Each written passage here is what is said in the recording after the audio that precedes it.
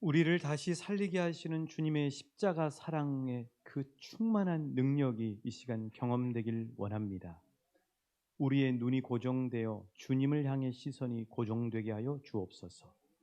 우리의 귀가 열려 주님을 향해 귀가 쫑긋하게 하시며 엘리야가 들었던 주의 수많은 사람들이 들었던 생생한 나를 향한 주의 음성이 들려지게 하여 주옵소서.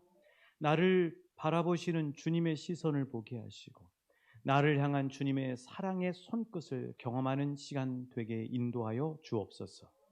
성령님, 이 시간 말씀으로 주장하여 주옵소서. 믿고 감사하오며 예수님 이름으로 기도합니다. 아멘. 우리 주님 이름으로 사랑하고 축복합니다. 벌써부터 이 물냄새와 함께 생선 비린내가 나지 않습니까? 오늘 본문은 바로 예수님이 베드로를 제자로 부르시는 장면입니다. 자, 그런데 그 어떤 장면인지 한번 1절 말씀 같이 한번 읽어보실게요. 1절입니다. 시작. 무리가 몰려와서 하나님의 말씀을 들을새 예수는 게네사렛 호숫가에 서서 그렇습니다. 여러분 앞이 딱 트여있는 펼쳐져 있는 이 갈릴리 호수 게네사렛 호숫가가 여러분 눈앞에 보이시지 않습니까? 그 펼쳐지는 그곳에서 또렷또렷한 음성이 들립니다. 무슨 소리가 울려 퍼지고 있나요? 바로 예수님이 하시는 하나님의 말씀입니다. 근데 이 하나님의 말씀이 심포니 오케스트라의 교향곡처럼 산과 자연과 어우러져서 이렇게 들리는 것이죠. 그곳에 모여있는 수많은 사람들이 눈에 보이십니까? 자, 이 예수님이 하시는, 선포하시는 하나님의 말씀은 가사입니다. 그리고 굽이굽이 물결쳐서 리듬처럼 타고 오는 그 갈릴리 호수의 물결은 바로 리듬에 맞춰서 연주하는 피아노 건반처럼 건반의 그 소리와 같이 들리죠. 그리고 여기저기서 또렷또렷하게 지저귀는 그 새들의 음성은 바로 말씀과 어우러져서 교향곡의 바이올린 소리처럼 아주 아름다운 선율을 나타내고 있습니다. 그리고 바람과 함께 어우러지고 비벼지는 풀과 산의 나무들은 그 콘트라베이스에 쫙 깔려서 안정감을 주는 그 베이스의 소리가 되어 어우러져서 하나님의 말씀이 생생하게 그곳에 목말라 있는 사람들에게 귓가에 마음 가운데 파고들고 있는 것이죠. 여러분, 이 공연의 주인공은 누구일까요? 예수님이십니다. 여러분, 이 갈릴리 게네사렛 호숫가에서 선포되고 있는 하나님의 말씀처럼 지금 우리가 눈을 열고 귀를 열면 계속해서 방송국에서 빨간불이 켜져서 생방송이 열려지는 것처럼 온 에어라고 하는 하나님의 음성이, 하나님의 말씀이 온 세상 가운데 계속 울려 퍼져가고 있습니다. 마치 그 열심히 그 자식 새끼처럼 하나하나의 나무들을 손질하고 또 가꾸고 있는 그 과수원의 주인이 라디오를 켜놓고 계속해서 하루 종일 라디오의 그 방송 소리가 들리는 것처럼 실은 이 세상이라고 하는 이 과수원에는 여전히 계속해서 끊이질 않고 하나님의 말씀이 온 에어가 되어 온 세상 가운데 울려 퍼지고 있습니다. 그게 바로 시편 19편 1절부터 4절의 말씀이죠. 우리 말씀으로 확인해 보길 원합니다. 자, 시편 19편 1절부터 4절입니다. 시작. 하늘이 하나님의 영광을 선포하고 궁창이 그의 손으로 하신 일을 나타내는도다. 날은 날에게 말하고 밤은 밤에게 지식을 전하니 언어도 없고 말씀도 없으며 들리는 소리도 없으나 그의 소리가 온 땅에 통하고 그의 말씀이 세상 끝까지 이르도다. 하나님이 해를 위하여 하늘의 장막을 베푸셨도다. 그렇습니다. 4절에 다시 보시면 그의 소리가 온 땅에 통하고 그의 말씀이 세상 끝까지 이르도다. 게네사렛 호숫가에 모인 사람들은 예수님의 입으로부터 나오는 주옥과 같은 하나님의 말씀을 듣고 있습니다. 여러분, 그 말씀이 피부에 와닿고 그 말씀이 귓가에 들어올 때, 그 말씀이 그들의 영혼 가운데 파고들 때 그곳에 목말라 있던 그 사람들의 마음은 얼마나 풍성해지고 따뜻해지고 행복해졌습니까? 그런데 그 예수님의 그 주옥과 같은 그 말씀의 능력, 하나님의 말씀의 능력을 누리는 호사를 누리지 못하는 안타까운 사람들이 있었어요. 자, 그 사람들이 누구라고 2절에서 말씀하고 있나요? 우리 2절 같이 읽겠습니다. 시작. 호숫가에 배 두 척이 있는 것을 보시니 어부들은 배에서 나와서, 누가 그 주옥과 같은 말씀의 호사를 누리지 못하고 있습니까? 어부들입니다. 왜 그들이 그 말씀의 은혜, 그 말씀의 훈훈함, 그 말씀의 영혼을 일깨우는 능력을 경험하지 못하고 있다고 말씀하고 있습니까? 그들이 하는 일에 몰두해 있었어요. 그리고 그들의 마음과 상점에 사로잡혀 있었어요. 그 어부들은 어떤 일이 벌어졌습니까? 지난 밤새 그물질을 했지만 한 마리도 물고기를 못 얻었어요. 한 마리도 못 건져냈어요. 그래서 그 허탈함, 그 공허함, 그리고 어찌 보면 또 스스로를 자책하는 그 자책감 가운데 사로잡혀서 그 마음을 조금이라도 씻기 위해서 그물을 싣고 있는 것이죠. 물에다가 그물을 싣고 있는 것이 아니라 그들의 공허하고 허탈한 마음을 싣고 있는지도 모릅니다. 거기다가 한 마리도 못 잡았으니 얼마나 피곤합니까? 그 피곤함까지 몰려와서 하나님의 말씀의 호사를 누리지 못하고 있는 것이죠. 그때 예수님이 한 배에 오르십니다. 누구의 배에 올랐다고 말씀하고 있죠? 3절 말씀입니다. 3절 시작. 예수께서 한 배에 오르시니 시몬의 배라. 육지에서 조금 떼기를 청하시고 앉으사 배에서 무리를 가르치시다. 누구의 배에 예수님이 올라타셨다고요? 시몬 베드로의 배. 여러분, 시몬 베드로의 배에 예수님이 올라타셨다는 뜻은 베드로의 배 위에만 올라타셨다는 것이 아닙니다. 베드로의 영역의 공간 안에 예수님이 들어오셨다는 말씀. 베드로의 마음의 공간 안에 예수님이 들어오셨다는 거예요. 예수님이 베드로의 영혼, 마음, 그의 실존 안에 들어오신 거예요. 이런 역사를 경험하실 수 있길 축복합니다.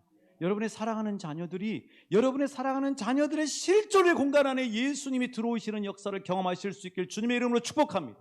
하나님은 그런 날을 고대하고 있을 줄 믿습니다. 베드로의 마음과 영혼의 공간 안에 예수님이 실존으로 들어오신 것이죠. 사람들에게 하나님의 말씀을 다 전하신 예수님은 정신없이 그물질을 하고 있는 베드로를 보시면서 이렇게 말씀하셨습니다. 베드로를 향한 주님의 음성을 듣길 원합니다. 4절입니다. 4절 시작. 말씀을 마치시고 시몬에게 이르시되 그물을 내려 고기를 잡으라. 그렇습니다. 예수님은 베드로에게 뭐라고 말씀하셨습니까? 허탈하고 공허하고 스스로를 자책하고 피곤에 쩔어 있는 베드로에게 예수님이 실존으로 다가가셔서 말씀하셨죠. 따라해 주시겠어요? 깊은 데로 가서 그물을 내려 고기를 잡으라. 여러분, 예수님의 이 음성은요, 예수님이 무리를 향해서 하신 말씀이 아니에요. 예수님이 무리 중에 포함되어 있는 베드로를 향해서 하는 말씀이 아닙니다. 베드로 1대1, 베드로에게 1대1로 다가가셔서 하신 말씀이에요. 베드로야, 깊은 데로 가서 그물을 내려 고기를 잡으라 하고 베드로의 눈을 보고 하신 예수님의 말씀이에요.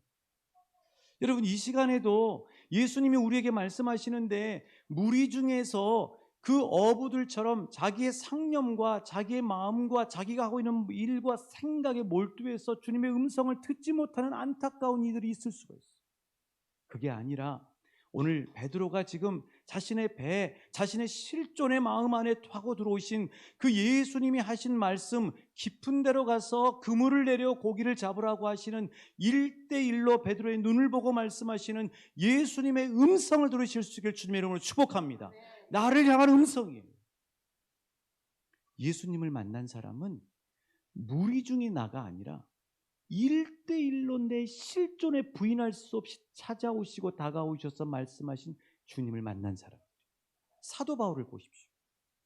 다메섹을 향해 가고 있을 때 그 길 도상에는 수많은 사람들이 있었어요. 그런데 예수님을 만난 사울은 뭐라고 고백하냐면 자기에게 1대1로 다가오신, 사울 자신에게 1대1로 마주 대하신 예수님이 하시는 사울아, 사울아, 내가 어찌하여 나를 박해하느냐 하고 그에게 빛으로 다가오시고 실존으로 다가오시는 예수님을 만나 까무라치고 놀랐다고 하는 사실. 사랑하는 여러분, 예수님을 1대1로 만나시는 축복이 이 시간에 있으시길 소망합니다. 예수님이 여러분에게 말씀하시는, 나에게 말씀하시는, 예수님이 나에게 생생하게 말씀하시는, 정말 예수님이 나에게 말씀하셨다 하고 부인할 수 없는 예수님의 영혼과 나의 영혼이 부딪히는 역사가 왕춘교회 예배, 오늘 2021년 10월 17일의 예배 가운데 그대로 재현되시길 주님의 이름으로 축복합니다.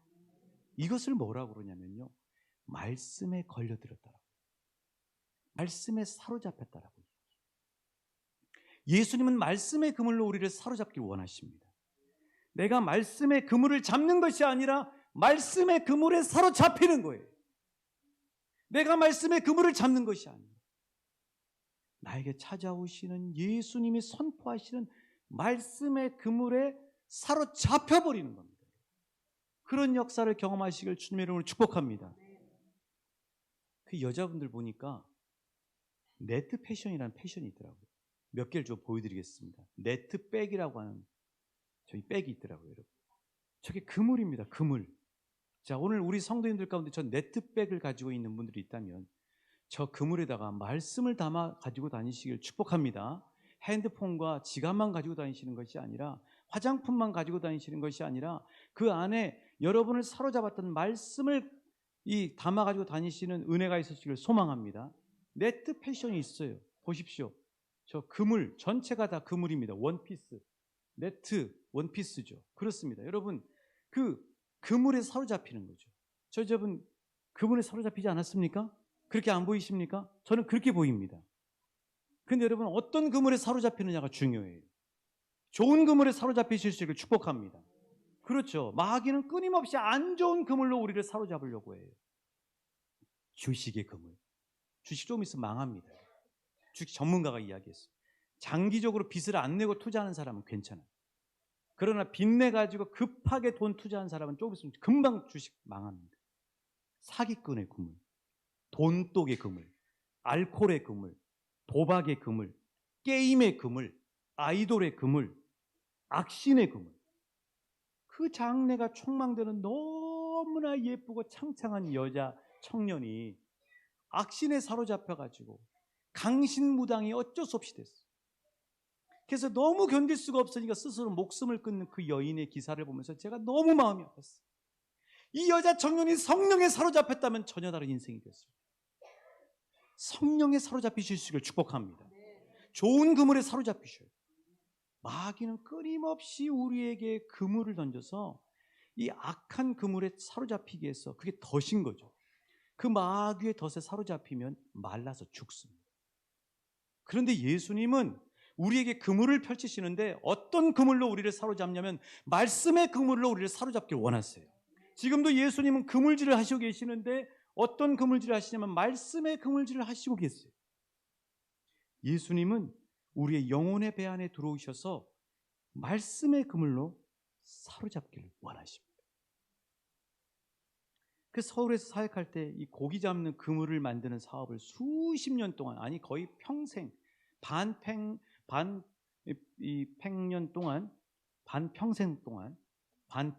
동안 욕한 거 아닙니다. 반평생 동안 하시던 집사님이 이런 말씀을 하시는 게 귀에 생생해요.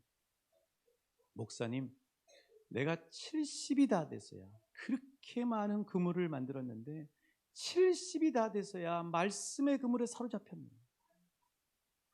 사랑하는 여러분, 70이 아니라 10대 때 말씀의 그물에 사로잡히는 여러분의 손주와 자녀들 되시길 기도하셔야 될 줄 믿습니다. 아니, 지금 젊은 날에 한 해라도 젊은 날에 예수님이 던지신 말씀의 그물에 사로잡히는 축복이 있으시길 소망합니다. 말씀의 그물에 사로잡혀야 축복입니다. 좌우 옆 사람에게 그렇게 축복해 주십시오. 예수님이 던지신 말씀의 그물에 사로잡히십시오. 그것이 복입니다. 그렇습니다, 여러분. 말씀의 그물에 사로잡히실 수 있기를 축복합니다. 자, 베드로는 이렇게 예수님에 의해서 말씀의 그물에 걸려들자 어떻게 반응을 해요? 자, 예수님께 말씀의 그물에 사로잡힌 베드로는 어떻게 반응하는가? 5절 말씀이죠. 5절입니다. 시작. 시몬이 대답하여 이르되 선생님,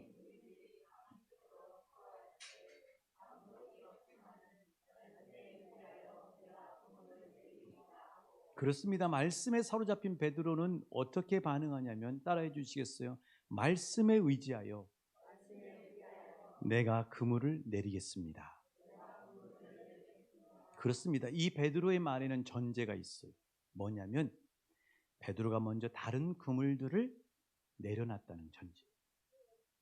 상식의 그물. 베드로가 상식이 있잖아요. 자기 노하우의 그물, 자기 욕심의 그물, 자기 경험의 그물, 세상 가치의 그물을 베드로가 먼저 내려놨어요. 그 전제가 있어요. 그러고 난 다음에 예수님께 사로잡혔던 말씀의 그물을 베드로가 붙잡고 순종으로 그물을 내려놓은 것이죠. 베드로는 말씀의 그물을 붙잡았어요.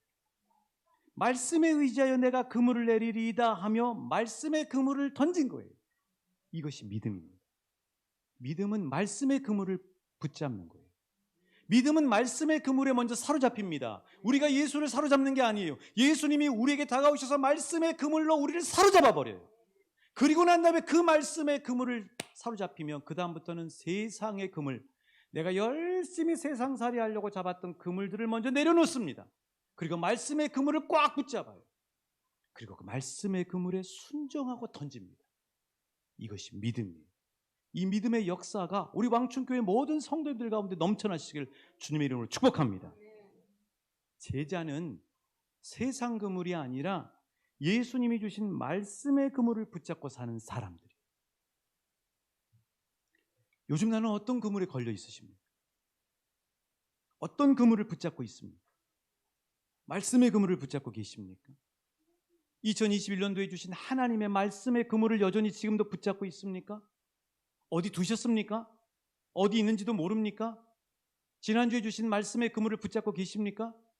그 말씀의 그물을 한 주 내내 내가 붙잡고 그 말씀의 그물로 살았습니다 하는 이들에게는 이 시간 주님께서 잘했다 하고 칭찬해 주실 줄 믿습니다.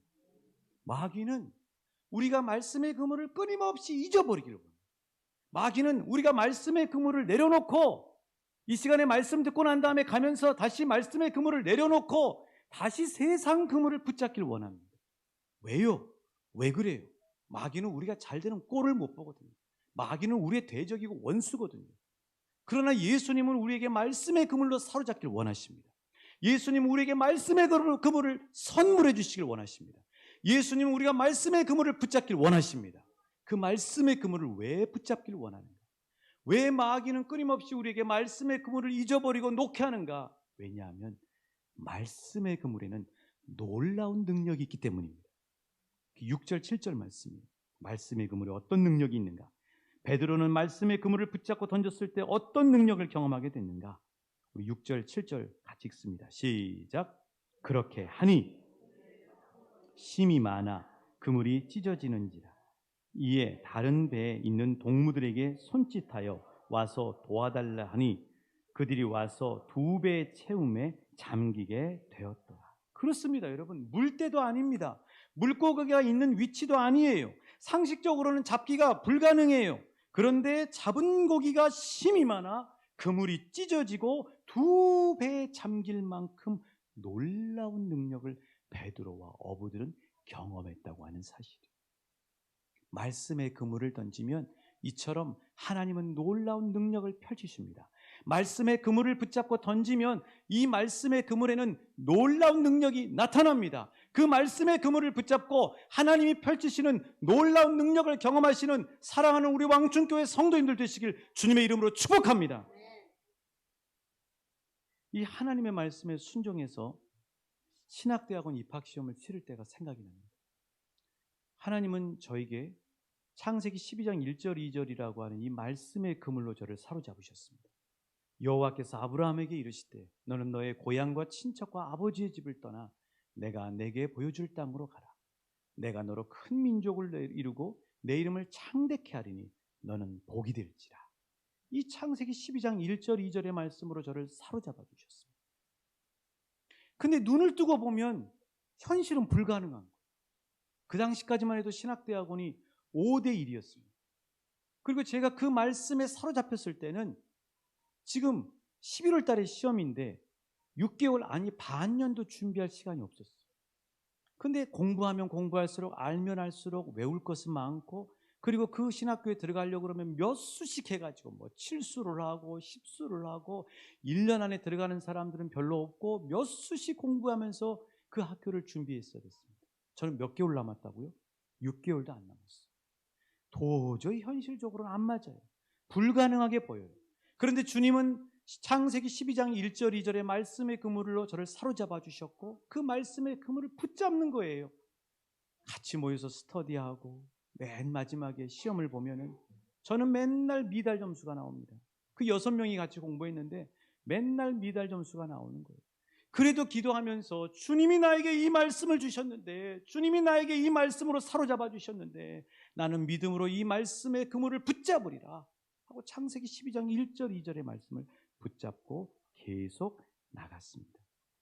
그런데 하나님이 합격시켜 주셨습니다. 같이 공부했던 6명의 사람들 가운데 제일 꼴등났던 저하고 또 한 사람의 형제 2사람이 그에 합격하고 나머지 4분은 그 다음에 신학대학원에 들어와야 됐습니다. 여러분, 그렇습니다. 말씀의 능력을 붙잡으면 현실적으로 불가능하게 보여요. 되지가 않아요. 하루에도 수십 번씩 그 말씀의 그물을 내려놓고 싶어요. 그러나 믿음은 하나님의 신실하심을 믿는 것입니다. 믿음은 하나님의 능력을 믿는 것입니다. 믿음은 눈에 보이지 않아도 하나님께서 이루실 하나님의 미래의 실상을 보는 것입니다. 그래서 말씀의 그물을 붙잡는 거죠. 예수님이 주신 말씀의 그물은 현실적으로 불가능해 보입니다. 주위 사람들은 어림도 없다고 말합니다. 외롭고 고독하고 힘들고 하는 영적 싸움입니다. 그런데 말씀의 그물을 끝까지 붙잡으면 놀라운 능력이 나타납니다. 9절 10절 말씀입니다. 9절 10절 상반절까지 어떤 놀라운 능력이 나타나는가? 시작. 이는 자기 및 자기와 함께 있는 모든 사람이 고기 잡힌 것으로 말미암아 놀라고 시몬의 동업자인 야고보와 요한도 놀랐습니다. 거기까지 놀라고 놀란 것. 찬송을 부르세요, 찬송을 부르세요. 이걸 좀 제가 바꿔봤어요. 말씀을 붙잡으세요, 말씀을 붙잡으세요. 놀라운 일이 생깁니다. 말씀을 붙잡으세요, 말씀을 붙잡으세요, 말씀을 붙잡으세요. 놀라운 일이 생깁니다. 말씀을 붙잡으세요. 옆 사람에게 축복합니다. 말씀의 그물을 붙잡고 순종하십시오. 그리고 그 말씀을 현실에 던지십시오. 그러면 놀라운 일이 생길 것입니다. 믿음으로 고백하실 때 하나님께서 놀랍게 역사하실 줄 믿습니다.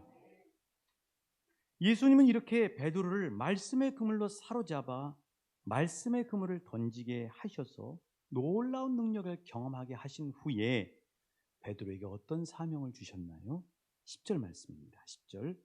베드로가 예수님께 말씀의 그물에 사로잡히고 말씀의 그물의 능력을 경험하고 난 다음에 베드로가 받은 사명은 무엇인가? 10절입니다. 시작. 세베대의 아들로서 시몬의 동업자인 야고보와 요한도 놀랐습니다. 예수께서 시몬에게 이르시되 무서워하지 말라, 내가 사람을 취하리라 하시니. 아멘. 거기 취하리라 하는 말에 여러분 성경의 각주에 보시면 사로잡으리라라고 되어 있을 것입니다. 사로잡으리라. 예수님은 베드로에게 무서워하지 말아라 따라해 주시되 이제후로는 내가 사람을 사로잡으리라. 뭘로 사로잡습니까? 말씀의 그물로 사로잡는 것이죠. 지난 10월 11일에 방영된 새롭게 하소서, 한국사와 사회 스타 강사, 일타 강사. 일타 강사가 무슨 뜻인가 봤더니 1등 스타 강사를 줄여서 일타 강사라고 하더라고요. 이보람이라고 하는 선생님이 나오셨습니다. 이 선생님 정말 잘 나가던 분입니다. 1등 스타 강사가 되면 자기 연구실도 주고 거기 밑에다가 열 몇 명의 사람들 다 붙여줍니다. 연봉은 말할 것도 없고 좋은 차 타고 다니고 그렇습니다. 그런데 이 1등 스타 강사, 이 이보람 이분에게 예수님이 다가오셔서 이분의 배 안에 들어오셔서 예수님이 말씀의 그물을 던지시고 말씀의 그물에 사로잡혔어요. 말씀의 그물에 사로잡히자 이 강사, 송파, 강남에서 잘 나가던 강사, 자기 주변에 있는 선생님들, 교회 조금만 열심히 다니면 광신도라고 놀리기 앞장섰던 이 강사, 아주 센 여자. 여러분 스타 강사 얼마나 셉니까? 자기 코딱지도 파서 먹었다고 그러더라고요. 그렇게 해서 아이들 주의를 땡겼다고 그러더라고요. 원동문과 같은 그런 강사.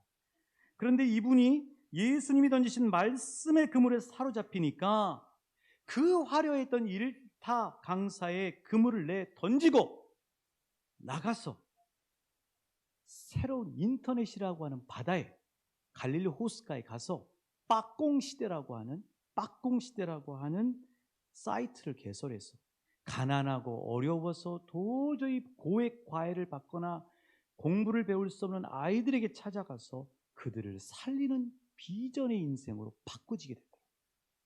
빡공시대가 뭘 줄이는 건가 할 때 빡세게 공부하다라는 말을 줄여서 빡공시대라고. 그렇습니다, 여러분. 예수님이 다가오셔서 말씀의 그물에 사로잡히면 이 이보람 강사처럼 바뀌어버리는 거예요. 사명을 갖는 거죠. 다른 모든 그물들을 던져버립니다. 그리고 말씀의 그물에 평생 사로잡히는 거예요. 그리고 그 말씀의 그물을 들고 들쳐매는 겁니다. 들쳐매서 예수님이 가라 하는 저 인터넷으로, 저 가난한 이웃으로, 저 보내신 직장으로, 마을로, 삶의 자리로, 가정과 가문으로 가는 겁니다. 그곳에 가서 말씀의 그물을 베드로처럼 던지는 거예요. 무서워하지 말아라. 말씀의 위지 이후로는 내가 사람을 사로잡으리라 하고 예수님이 함께 일하시고 그 인생을 책임지시고 사용하시는 거죠. 오늘 예수님이 저와 여러분을 보내신 어장은 어디입니까? 저는 왕춘교회와 대한민국이라고 믿습니다. 여러분의 가정과 가문, 마을과 직장을 한번 살펴보십시오. 여러분들에게 그것은 어떤 것입니까? 아침에 여러분이 출근할 때 그것은 어떤 것으로 여러분 눈에 보이십니까? 돈 버는 곳입니까? 그냥 결혼해서 자식 낳고 살아온 곳입니까? 아니, 저 세상 불경건한 곳입니까? 아닙니다. 거룩한 땅입니다. 왜냐하면 주님이 그곳에 함께 하시고 계시기 때문입니다. 이 시간 여러분의 눈을 한번 들어보십시오. 그리고 여러분을 바라보시는 예수님을 바라보십시오. 예수님은 그곳에 나를 왜 보내셨는가? 예수님은 이 가문에 나를 왜 보내셨는가? 예수님은 이 직장에 나를 왜 보내셨는가?